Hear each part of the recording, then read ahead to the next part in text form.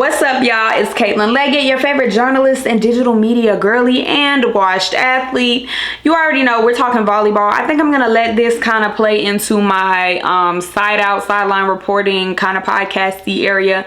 I don't know, we'll see. But we're talking volleyball, and obviously that means we're talking Nebraska and Kentucky, one of the biggest matchups of the day.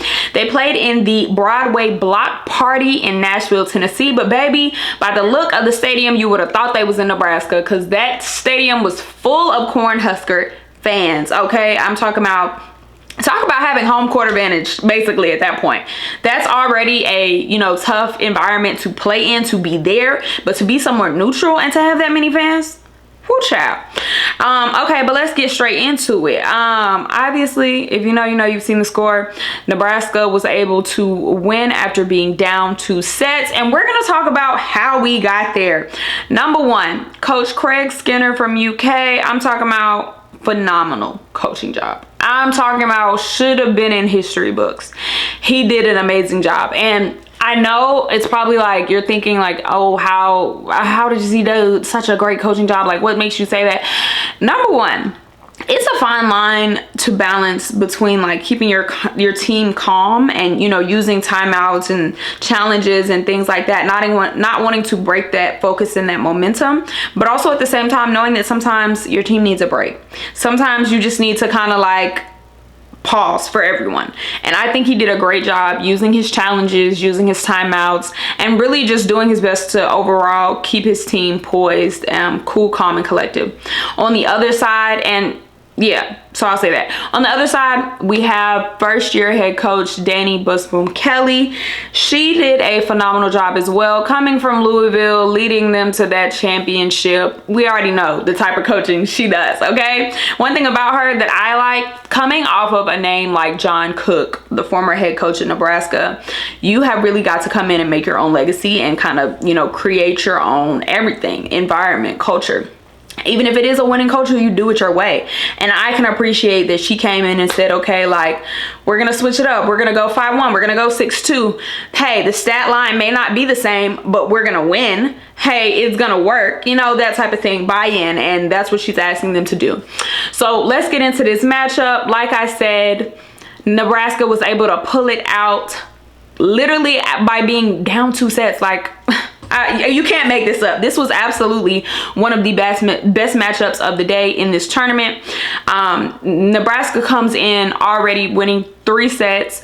They beat Pitt. They literally only dropped 1 set, and it was to Pitt in their very first matchup. They swept Stanford. Stanford's a young team. They have a lot of growing to do, and then they beat Lipscomb in this tournament. Kentucky came in with 1 win of their belt, beating Lipscomb in this tournament. Cool. So let's get into this matchup. Sets 1 and 2, I'm talking about Kentucky got down and did not play. Brooklyn Delay, come to the front. Come to the front.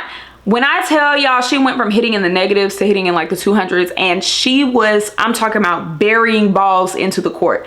Personally, I'm gonna just put my hands up and pray, because that right there, yeah, she came to put some heat on those balls. And I'm talking about out of the front court, out of the back court. Do you know how hard it is to hit down at the 10-foot line from the back court? Yeah, shout out to Brooklyn Delay. She was doing her thing. And honestly, shout out to the setter, Cassie O'Brien. She's a young setter, rookie setter. And she really did, I think, a great job running that offense. She often got players a lot of like one-on-one looks, like, and that's hard. As a setter, you're the quarterback. It's a hard thing to do, knowing obviously they're going to be following the ball, but she did a great job, kind of getting hitters some of those one-on-ones, even some of those, hey, you only have like a late blockers coming in, that type of thing. Brooklyn Delay, like I said, found a lot of success down the line. She was really like looking at the holes on the court, even finding holes in the middle of the court. Hats off to Brooklyn Delay and Cassie O'Brien. They did their thing. And one thing that really, I think, 2 takeaways for sure from Kentucky, strong points for them. Serves, that's a strong serving team. Brooklyn Delay comes out with a fire topspin serve, and I'm talking about it's some heat, because a topspin serve, you know it's coming down, it's a spiral. All you have to do is let it hit your platform.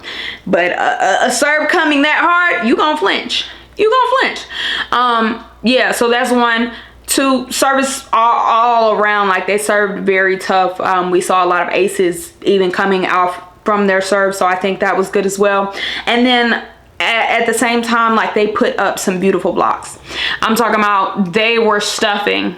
They were stuffing. And that right there, that is the way that you get a team like Nebraska out of system. That's the way that you shut down the play for them. So that was a really great job by them as well. If I'm not mistaken, I think Kentucky is actually up there when it comes to blocking in the rankings as well. I think also, you know, just kind of looking at how those first 3 sets went.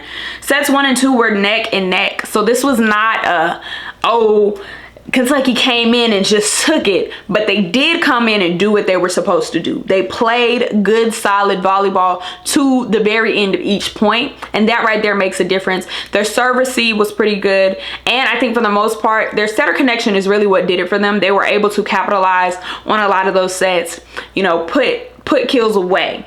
Put the swings away. Like, they were able to do that, and that right there, you can't tip a team like Nebraska, okay?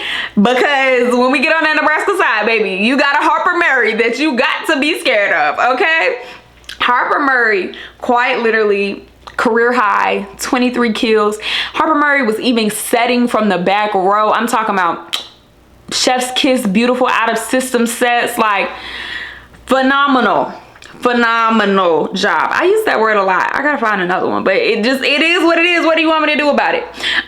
Bergen Riley also looking like, I think the word for Nebraska was they look like veterans.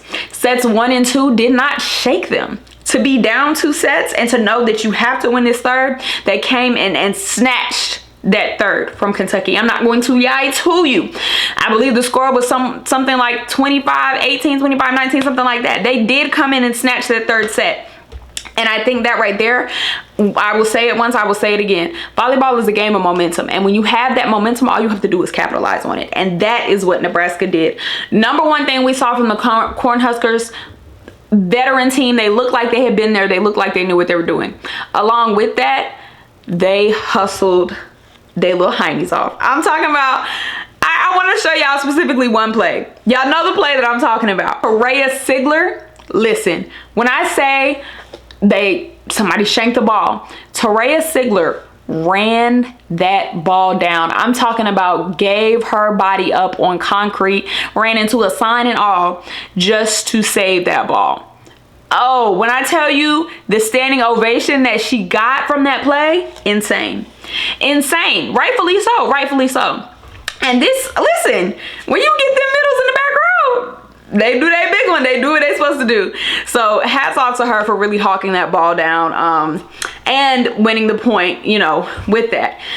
So like I said, hustle was crazy, and they really came out swinging in that third set. And that kind of just shook Kentucky in a sense of you could see that the setter connection was off. Like I said, you cannot tip a team like Nebraska, and that right there is where it kind of started going downhill.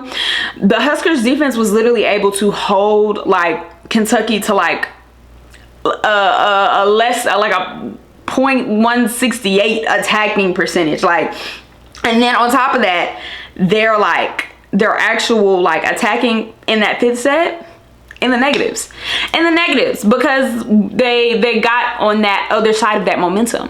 So when that flips, you could see the poise that Nebraska plays with, whether it's a 1 point or a lost point, it's literally the next play for them.